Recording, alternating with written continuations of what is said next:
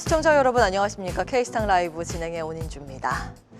네, 오늘은 꽃샘추위가 좀 있죠. 눈 때문에 빙판길 여러분 나가실 때 조심하셔야겠습니다. 요거 지나면 또 완연한 봄이 펼쳐질 텐데 기다려야겠습니다. 우리 시장도 지금 꽃샘추위를 지나는 것인지 장중에 변동성이 나타나고 있는데요. 하나하나 좀 체크를 해볼까요? 자, 먼저 오늘의 서두는 이걸로 잡았습니다. 고대 철학자죠. 아리스토텔레스. 자연은 진공을 싫어한다. 비어있는 공간을 자연은 그냥 놔두지 않는다. 어떻게든 이쪽이나 이쪽 균형을 맞추면서 채워간다라는 이야기입니다. 최근 들어서 글로벌 시장의 자금의 흐름도 이와 비슷하게 흘러가지 않을까 싶은데 과거에 영광을 누렸었던 급등을 했었던 미 증시의 자금이 빠져나와서 최근 들어서는 홍콩과 독일 국가로 이동을 하고 있는데 그 자금의 연속성이 우리 시장까지 흘러갈 수 있을까요? 그 고민 해보도록 하겠습니다. 들어가시죠. 자, 먼저 계절성입니다. 3월 계절성. 보통 통계적으로 봤을 때 우리 시장은 많이 대다수 올라갔습니다. 2014년부터 2025년 데이터를 한번 체크를 해보시면 상승 확률 1월에는 58% 반반 정도 올랐고요. 2월에는 66% 조금 확률을 올라가는데 하락 확률이 좀 있습니다. 근데 통계적으로 봤을 때 3월 같은 경우에는 83%의 확률로 상승을 했습니다. 2014년부터 데이터를 보면 딱 두 번만 빠지고 3월은 다 올랐습니다. 이번에 또 특이점이 나타났는데요. 지금까지 3월 상승률 코스피로 계산을 했을 때 플러스죠. 그런데 올해 들어서 1월, 2월, 3월 모두 올랐습니다. 다음 보시죠. 그 과거에 이렇게 모두 올랐었을 때의 통계치를 한번 봤는데 2015, 2017년, 2021년 세 차례 있었습니다. 1월, 2월, 3월 모두 올랐죠. 그리고 이 세 차례 모두 4월까지 상승세를 시현했다라는 데이터가 있습니다. 그래서 우리 시장도 4월에 조금 강하지 않을까라는 기대감도 연출이 되고 있죠.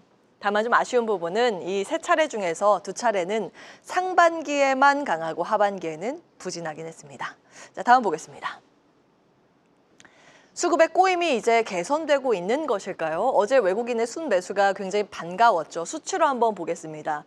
코스피와 외국인 누적 순매수 나와 있는데요. 외국인들이 작년 7, 8월부터 줄기차게 매도를 외쳤죠. 누적 데이터로 봤을 때 8개월 순매도 규모가 약 29조 정도가 됩니다. 정말 많이 팔았습니다. 그 사이에 연기금이 그나마 검은색, 회색 막대입니다. 요게 그나마 이제 매수를 해주면서 지수를 받쳐줬었는데요. 이 수급의 변화, 외국인까지 우리 시장을 끌어올리게 될까요? 어제 보겠습니다. 다음 보시죠. 네, 이게 이제 외국인들의 매매 동향인데요. 일별 그래프 나와 있습니다. 어제 하루 동안 코스피에서 외국인들이 6천억 원 이상 순매수에 나서줬습니다. 물론 삼성전자에 집중이 됐지만 과거의 수치를 보면 이번에 1월 16일에 6,240억 원 순매수 이후에 최대 규모로 외국인이 담았다라는 걸 보실 수 있습니다. 이렇게 줄기차게 매도를 나타내고 끊어내고 이제 다시 매수로 전환하신 것인가 시장에선 좀 기대감을 나타내고 있는데요. 다음 보겠습니다. 자금의 흐름도 그렇습니다. 미국이 지고 최근 들어서 항생, 홍콩 항성지수하고 독일 닥스지수의 급등세 눈에 띕니다. 글로벌 데이터로 봤을 때는 상위권을 차지하고 있고요. 미국은 여기 아래에 있습니다. 그런데 한국은 코스피 여기에 8.6% 연초 대비 오르는 상황이죠. 이게 이제 비교적인 수치를 한번 따져볼까요? 다음 보겠습니다. 밸류에이션, 일단 홍콩 항성지수 자체가 최근래 들어서 굉장히 단기간 가파르게 올라가면서 그 전 고점 수준까지 밸류에이션이 올라갔다는 데이터고요. 독일은 거의 그 직전 고점까지 올라가 있는 상황이죠. 여기는 이제 밸류에이션에 대한 부담을 안아가는데 상대적으로 우리는 어떨까? 비교 차트 보겠습니다. 예, 항성보다 우리의 코스피 같은 경우, 이게 잘못 나와 있네요. 네, 데이터가 잘못된 것 같습니다. 이거 거꾸로 보시는 게 맞을 것 같아요.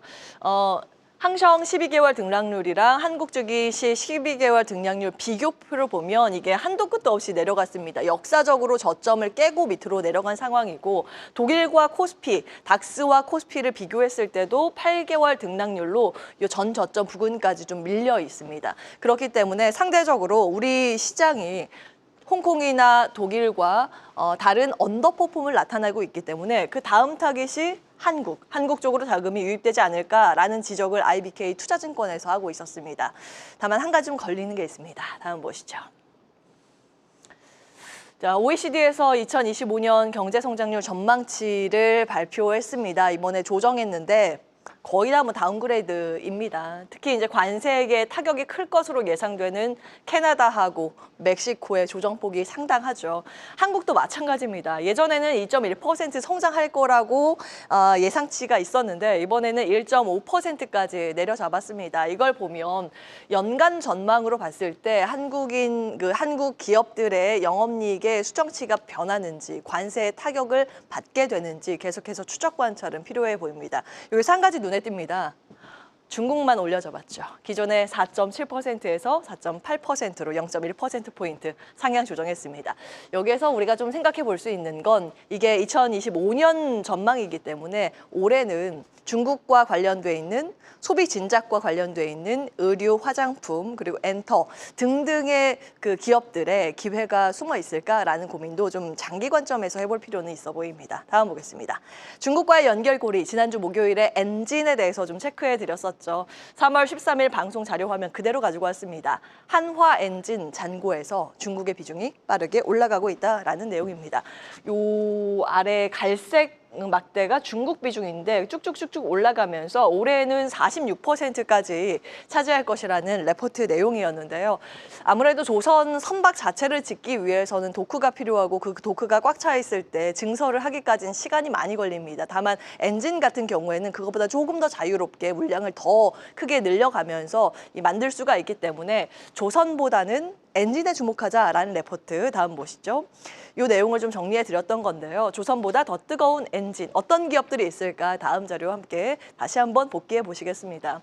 HD현대중공업의 엔진 사업부 같은 경우에는 이제 이미 가동률을 초과해서 넘기고 있습니다. 146% 나오고 있는데 그렇다면 그 아래쪽에 위치한 HD현대마린 엔진 진압막대, 한화엔진 회색막대 요 가동률이 더 올라가지 않을까라는 개념으로 좀 정리해 드렸었는데 공교롭게도 이 두 종목의 급등세 오늘 주목되고 있습니다. 자, 그러면 조금 더 연결을 해서 한화그룹의 이슈 업데이트 좀 해드리도록 하겠습니다. 이번에 지분 인수 소식이 눈에 띄죠. 어제 장 마치고 유상증자 공시가 나왔었던 한화그룹입니다. 정확히는 한화시스템이랑 한화에어로스페이스가 각각 60%, 40% 유상증자로 자금 조달받아서 해외 이제 호주 법인을 통해서 이 호주 기업인 오스타를 인수하는 방향입니다. 예전에 시도했다가 오스타에서 거절해서 잘 못했었는데 이번에는 다른 방법으로 지분을 공개 매수하는 방법으로 방향을 다시 설정했습니다. 일단은 9.9%를 취득했는데 앞으로 19.9%까지 확보해서 최대 주주로 올라간다라는 보관인데요. 호주 정부의 승인만 지금 기다리고 있습니다. 다음 보겠습니다. 왜 이런 결정을 하게 된가? 정말 한화그룹은 최근 미국의 진심이구나라는 것을 알 수 있는 대목입니다. 이 오스탈은 어떤 기업인가? 호주 조선 방산 업체입니다. 특히 미군 해군 4대 핵심 공급 업체인데요. 다음 보겠습니다. 호주 기업인데 호주의 비중보다 매출 비중 보시면 미국이 훨씬 더 많습니다. 76.8%를 차지하고 있어서 미국의 진심으로 전략을 가지고 가고 있는 한화그룹, 우리는 어떻게 볼 수 있는지 잠시 후에 출연자들과 투자 의견 나누도록 하겠습니다. 자, 계속해서 다양한 경제 이슈를 알고 싶다면 구독과 좋아요, 알림 설정 부탁드립니다. AI 캐스터 권미정이었습니다.